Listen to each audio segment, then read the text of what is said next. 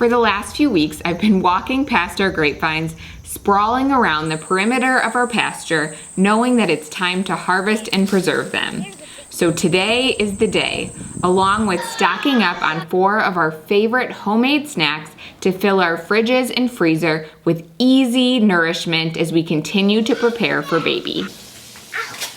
Alright you guys want to start getting your shoes on? I'll be there in just a minute. I already got my shoes on. Got it? Yeah. Alright you guys, here we go. Mommy, I'm ready. I'm ready. Are you ready? Yeah. Yeah. After finishing morning chores and our homeschool routine, it's time to head out to harvest grapes. This is one that our kids have been helping with every year, so they knew the routine. And as long as they get to eat just as much as they pick, they're generally happy to help.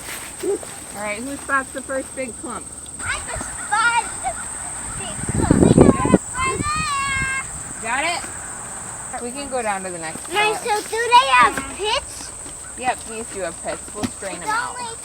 Okay, well you guys focus on these low ones that you can get. I'll work on the higher ones.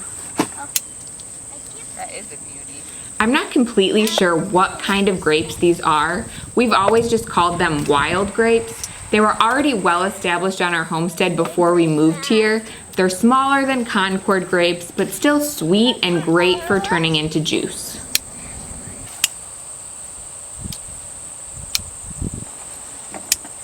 This is a 2 or 1. Okay. This was a mediocre year for grapes. We've had some years like last year where there were so many grapes that it felt like we could pick and still not nearly hit them all. This year they weren't as abundant, but there were still plenty out here that we wanted to take advantage and harvest and preserve what we could. Then we've had other years where we had a drier spring and got almost no grapes at all. Lots of good ones here, you guys. Lots of nice low ones. This is perfect. Ideally, we try to wait and harvest them until after the first frost. This really does help them to sweeten up quite a bit, but looking ahead at the forecast, the temperatures look to be in the high 70s and 80s for the next couple weeks through the end of September, and so we just wanted to get them harvested and preserved and not risk them all drying out. Harvesting grapes is as easy as cutting or pulling the bunch of grapes from the stem just above the cluster and putting that whole cluster of grapes in the box. I used to take much more time to remove all of the stems from the grapes before processing them, but realized that this was unnecessary. Now I just clean the grapes of any dirt or debris, remove any bugs, and then put that whole bundle, skins, seeds, and stems, all into a large stock pot to cook down, along with about 4 cups of water. It's like a dozen of eggs. Look at that.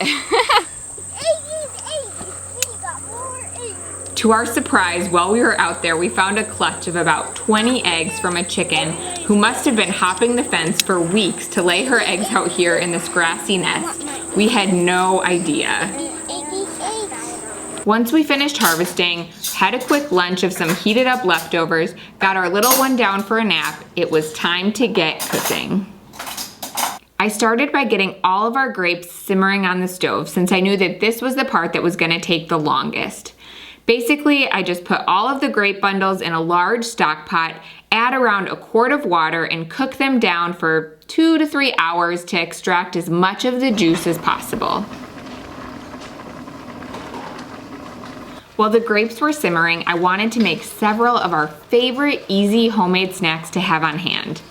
We're typically not huge snackers in our house and instead focus on eating 3 nutrient-dense meals every day. If anyone gets hungry between meals, the options are a glass of milk, a cup of yogurt, or a hard-boiled egg generally.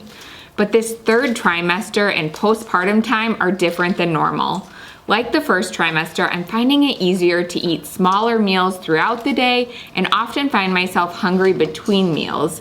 And I know once baby comes, it's important to have a bunch of quick, easy to grab things on hand because you often feel famished in those early postpartum days. The great thing about all of these snacks is that they're nourishing, delicious, and super easy. They all have 5 ingredients or less, take less than 10 minutes of hands-on time to make. These are the types of recipes that I love and find myself making over and over again. First, I'm gonna start making a batch of homemade granola. Yesterday, we had homemade brownies and ice cream as a treat after dinner, and I used 4 egg yolks in our homemade ice cream, so I was left with 4 egg whites in the fridge. And so whenever I have egg whites lying around, my favorite way to use them is in granola. This basic recipe uses oats, coconut oil or butter, brown sugar, or I use sucanat, cinnamon, and then the egg whites. At this point, I've made this recipe so many times that I don't even measure everything anymore, just eyeball it, but I'll link the full recipe for all the things that I'm making in the description below. Making granola starts by whipping the egg whites. I try to remember to take the egg whites out of the fridge an hour or 2 before I want to make the granola to bring them to room temperature before whipping them. It doesn't need to be perfect. You're not looking to turn them into a meringue, only to incorporate some air. You could use a mixer to do this, or I just use a whisk. The egg whites really help give the granola its characteristic crunch, as well as add protein to the granola. So after the egg whites are whipped, I add the rest of the ingredients, the oats, the cinnamon, the coconut oil or butter, and the sucanat or brown sugar. Mix it all together and then spread it out on a rimmed baking sheet lined with parchment paper, or I generally use a silicone baking mat so that it doesn't stick to the pan. One of the things that's important to us, whether we're eating a meal or a snack, but it seems particularly relevant to snacks, is that we want to make sure we're incorporating protein and fat into them, and not just having something with straight carbohydrates. This is to make sure that we're keeping our blood sugar balanced and not getting that quick sort of sugary energy that will then send us crashing down, but a more sustaining fuel source that comes from protein and fat. So if we're having something like granola, that's why I like the addition of the egg whites in there to add some protein, but we'd always have this alongside some yogurt or whole milk, never just by itself. Then I bake it at around 300 degrees Fahrenheit for 30 to 35 minutes. At this point, it might be done, but I usually find that it still needs some more time to fully dry out. So I usually move it to our slow cooking oven, which is at about 200 degrees Fahrenheit, and leave it in there for another hour or so. But with a standard oven, you can also just turn the temperature off and just leave it in there to let it just finish drying out the rest of the way.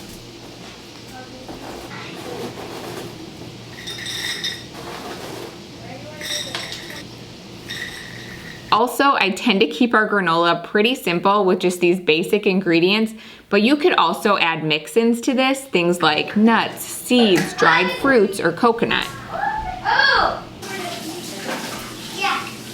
Once the granola is cooking, the next thing I'm gonna make are gelatin gummies. And these are probably the most commonly made snack or sweet treat in our house. It's my favorite way to use up all of the grape juice that we preserve.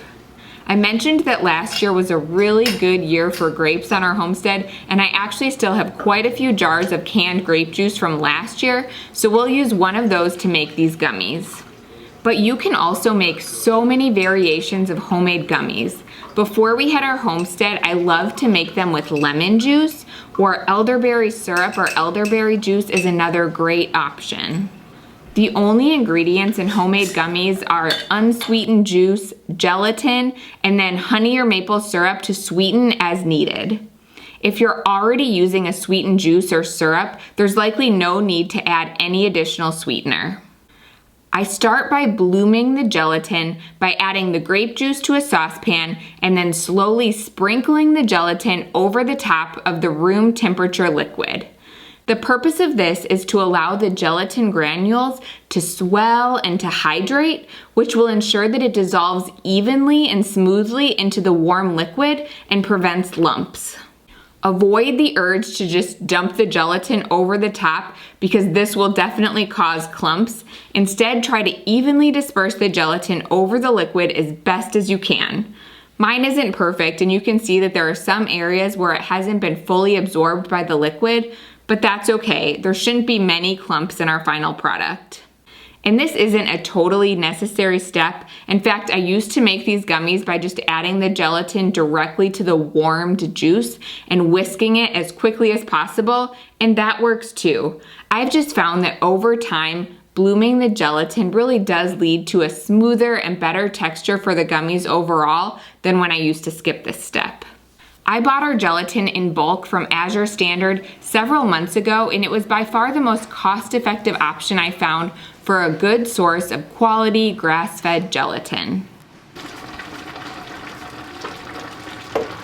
After the gelatin has been blooming for 10-ish minutes, I heat it up on the stovetop on low until the juice is warm and turns into a liquid. Stir regularly while you're doing this so that the gelatin gets added in evenly, and then once it's all a liquid and fully incorporated, remove it from heat. And then this would be the time that you'd add in a little bit of honey or maple syrup if you're adding them before pouring them into the containers. I like to use silicone molds for this. We have these little square molds or little muffin cups, but if you don't have silicone molds, you can also just pour the gelatin mixture into an 8x8 or a 9x9 glass baking dish and then cut them into squares once the gummies have solidified. After you've poured that gelatin juice mixture into the molds, put it into the fridge for at least 30 to 60 minutes to chill down and firm up before removing from the molds to store into containers for long term. These will last in the fridge for about 1 to 2 weeks. When you see me, go!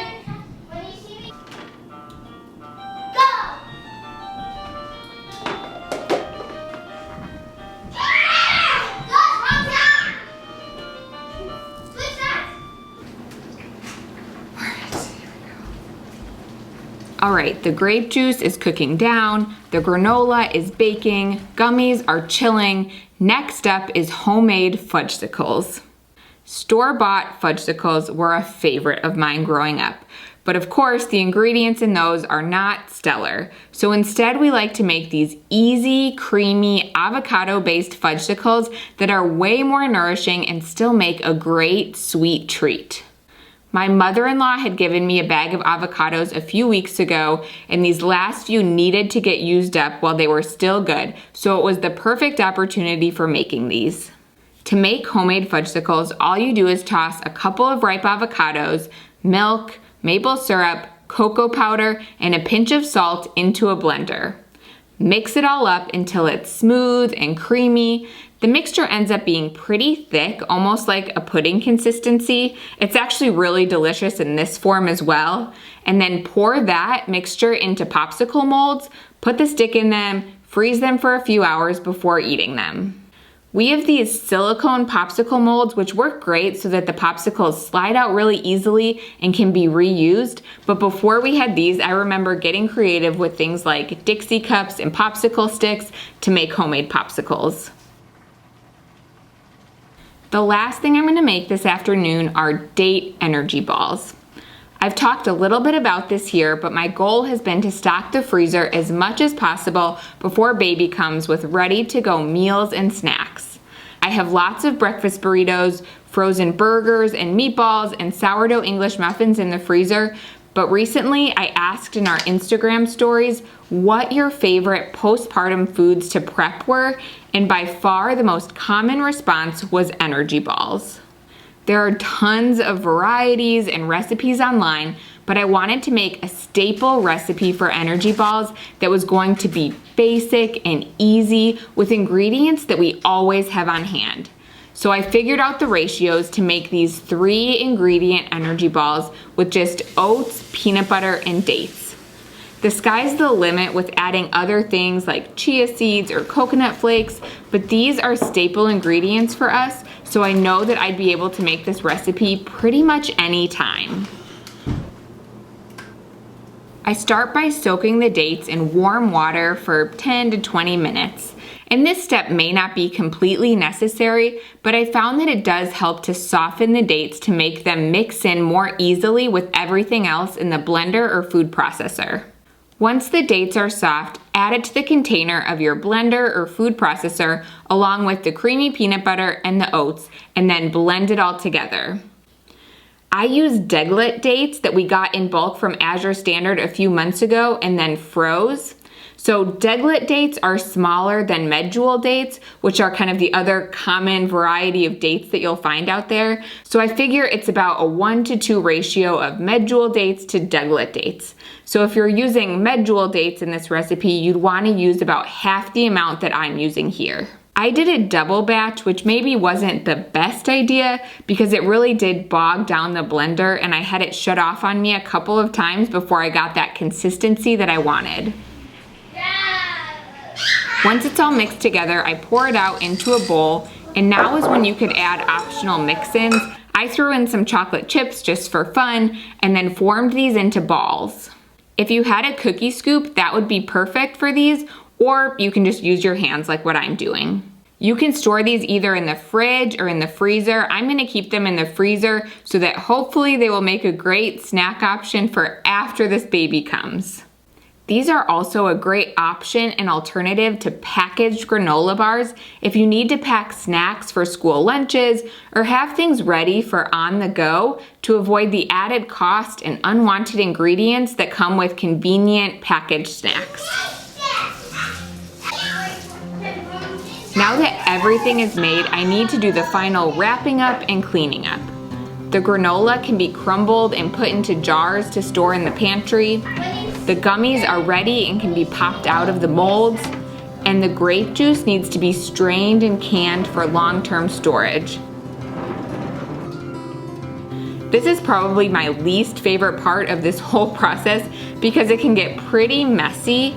I use a mesh strainer to strain out all of the seeds and stems and skins while trying to extract as much of the juice as possible. Doing this every year has me wondering whether getting some sort of juicer or press would be worth it to make this process go so much more smoothly and be more effective. Especially once our apple trees start producing in full force, I could see where a press would be put to good use. If you have one that you love, I would love to hear your suggestions. After the juice is strained out, I can it in pint-sized jars to make it ready to turn into gummies for the future.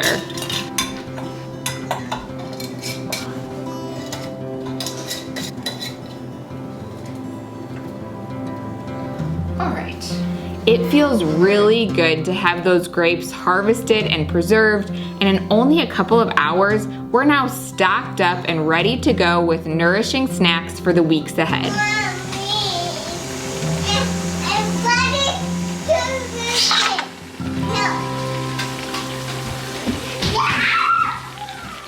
Oh yeah.